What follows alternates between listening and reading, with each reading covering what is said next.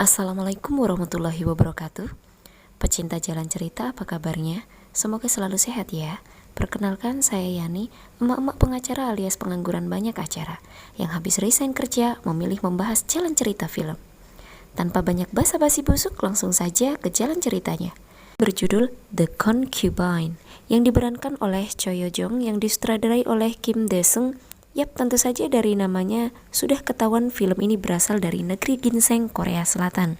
Tanpa berlama-lama lagi, yuk capcus!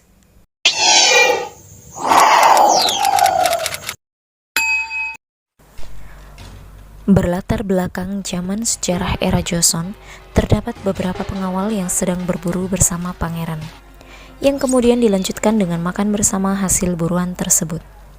Tiba-tiba, datang laki-laki yang membuat kegaduhan dalam acara tersebut karena tidak menyukai kehadiran sang pangeran. Laki-laki itu adalah Kwon Yu. Lalu datang seorang wanita yang menghentikan kegaduhan tersebut. Dia adalah Hwaeon, yang merupakan anak pemilik rumah tersebut yang juga kekasihnya. Tampak keduanya berbicara empat mata layaknya sepasang kekasih, dan tampak dari kejauhan sang pangeran mengamati mereka. Pangeran ini bernama Sungwon. Scene berganti di kerajaan di mana pangeran mendapatkan omelan ibunya karena ia sering pergi ke rumah keluarga Shin yang ia datangi semalam. Ditambah lagi, alasan ia ke sana hanya untuk bertemu dengan Hwaeon. Terlihat jelas bahwa ibunya menentang perasaan cintanya kepada Hwaeon. Hal tersebut terbukti dengan perjodohan yang dilakukan oleh ibunya kepada kakak tirinya yang merupakan seorang raja yang ia jodohkan dengan Hwaeon. Mendengar permintaan dari kerajaan, Hwaeon menolak dan memilih kabur dengan kekasihnya Kwon Yu.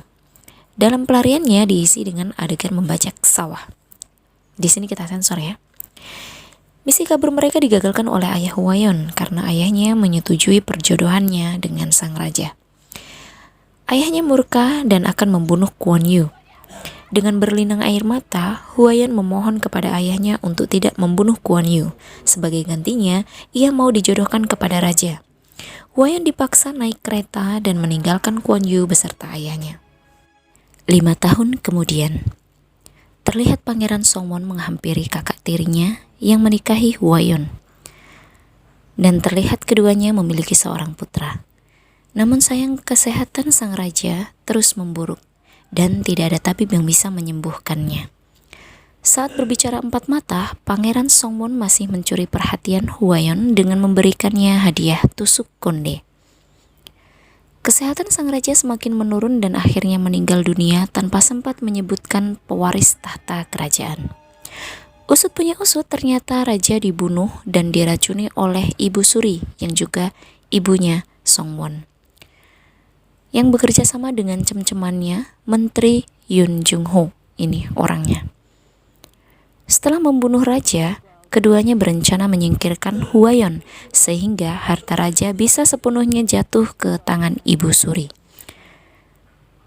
Melalui ayahnya yang juga seorang menteri, Hwaeon mengetahui fakta bahwa suaminya meninggal bukan karena sakit melainkan diracuni. Takut boroknya dibongkar oleh ayah Hwaeon, Ibu Suri lantas menangkap para perdana menteri termasuk ayah Hwaeon atas tuduhan pemberontakan. Kemudian Ibu Suri melantik Sungwon menjadi raja. Mengetahui bahwa putranya masih mencintai Hwaeon, Ibu Suri lantas menjodohkannya dengan wanita lain. Usai menikah dengan wanita pilihan ibunya, tentunya dilanjutkan dengan malam pertama keduanya, di mana saat akan membajak sawah, Sungwon dipandu oleh seorang kasim. Hal ini dilakukan agar Sungwon dikaruniai anak laki-laki. Nah loh, sampai segitunya nih demi anak laki-laki. Malam pertama seorang raja disaksikan banyak orang.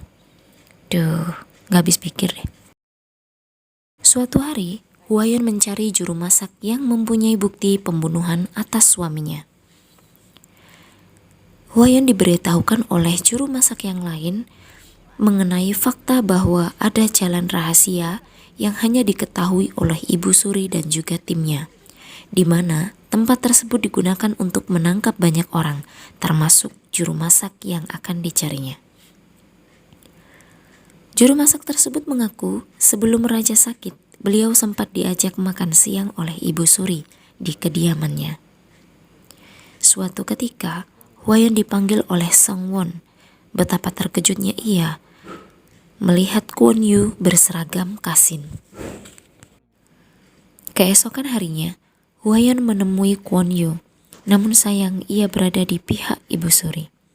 Kwon Yu pun bertemu dengan Sungwon dan mengenalkan diri sebagai Chonghyun yang merupakan orang dari Ibu Suri. Kwon Yu memberitahu Hwayeon bahwa besok ayahnya akan dieksekusi. Lalu Hwayeon menemui Sungwon untuk meminta keringanan bagi ayahnya. Sungwon pun membantunya dengan memohon kepada ibunya. Namun sayang, ibunya tidak bergeming sedikit pun, malah tetap melakukan eksekusinya. Hwayeon pun sangat bersedih karena kehilangan ayahnya. Ketika Sungwon berusaha menemui Hwayeon, tetapi wanita tersebut menolaknya karena kecewa. Alih-alih kecewa dengan sikap Hwayeon, Sungwon malah membajak sawah milik Geum-ok yang merupakan asisten Hwayeon, dengan membayangkan wajah Hwayeon melalui imajinasinya. Eyalah, nasib orang ini baik bener ya. Langsung naik pangkat dia jadi selir. Hwayeon mulai berpikir keras agar tetap bertahan di kerajaan. Hwayeon teringat tusuk konde yang pernah diberikan Sungwon kepadanya. Dengan tusuk konde tersebut, Hwayeon mulai menggoda Sungwon untuk melawan ibunya. Geum-ok mulai tamak, ingin menjadi ratu seutuhnya. Lalu pergi menemui tabib supaya ia mendapatkan anak laki-laki dengan Won. Namun sialnya, si tabib malah salah mengasih ramuan yang ternyata untuk anak perempuan. Apes banget ya Mbak Geum-ok ini. Suatu hari, selirnya Sungwon si Geum-ok menemui Hwayeon untuk meminjam perhiasan supaya raja tertarik kepadanya.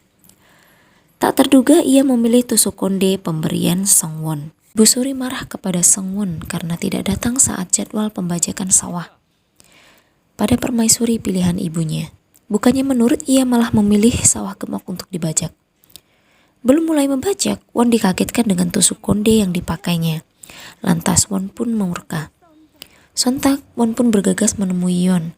Lalu Geum-ok mengomporinya dengan memberitahu bahwa Kwon Yu yang juga mantan kekasih Yeon ada di kerajaan. Mendengar itu, Won pun sangat murka dan sempat meragukan keponakannya adalah anak kandung kakaknya. Namun tuduhan tersebut dipatahkan oleh Kwon Yu yang bercerita bahwa ayah Hwayeon pernah memotong cangkul miliknya sebagai hukuman. Lantas Won memeriksanya dan sangat terkejut dengan apa yang ia lihat. Hal tersebut merupakan kesempatan bagi Won untuk membajak sawah milik Yeon. Namun Yeon menolaknya dengan dalih ia mau jika Sungwon benar-benar menjadi raja seutuhnya. Karena saat ini kedudukannya masih dipegang oleh Ibu Suri. Lantaran raja sebelumnya meninggal tanpa surat wasiat. Kwon Yu tak sengaja mendengar percakapan Ibu Suri yang akan membunuh Hwayeon dan putranya. Mendengar itu, ia mengajak Hwayeon kabur dengannya. Namun, Yeon menolaknya karena ia akan memperjuangkan hak anaknya menjadi raja. Mendengar itu, Kwon Yu pun berisi keras akan membantu Hwayeon. Mereka berdua merencanakan membunuh Won dengan semangkuk sup. Di luar dugaan, Won malah menyuruh Kwon Yu untuk menyantapnya. Karena racun di dalamnya, Kwon Yu langsung tak sadarkan diri. Sungwon langsung mencari dalang di balik rencana ini. Ia lalu mencurigai pengikut ibunya usai menemukan racun yang ada di ruangannya. Pengikut itu mengaku bahwa ia mendapatkannya dari Menteri Yong Junho. Menteri Yong Junho ini kan cem-ceman ibunya ya. Suasana makin runyam tatkala Yeon menyuruh ajudannya membawa anaknya pergi. Di saat yang sama, Geum-ok memberikan informasi kepada Ibu Suri bahwa putra Hwayeon bukan keturunan raja, melainkan anak dari Kwon Yu. Mendengar itu, lantas Ibu Suri menyuruh pasukannya membawa Hwayeon ke ruang bawah tanah. Sempat hampir dieksekusi, pasukan Sungwon berhasil membebaskan Hwayeon. Di tempat lain, Won bertemu ibunya, dan pasukannya berhasil menangkap Menteri Yong Junho dan juga Kwon Yu untuk dimintai kesaksian. Ibu Suri memberitahukan bahwa Yeon bekerja sama dengan Kwon Yu, namun Won tidak percaya. apalagi ibunya mengakui bahwa ialah yang meracuni kakaknya. Songwon bertanya kepada Yong, meski awalnya tak mengakui, ia akhirnya menunjuk Ibu Suri. Mendengar itu, Won merasa kecewa dan menyuruh pasukannya membunuh seluruh pasukan Ibu Suri dan memenjarakan ibunya sendiri di sel bawah tanah. Hari berikutnya, Won mendatangi Yon untuk menagih janji membajak sawah miliknya, karena ia sudah sepenuhnya menjadi raja. Di tengah-tengah pembajakan sawah, Hwayon menusuk Won dengan tusuk konde pemberiannya hingga tewas. Di adegan yang lain, seseorang memberitahukan kematian putranya kepada Ibu Suri, lalu meninggalkan pedang di sisinya.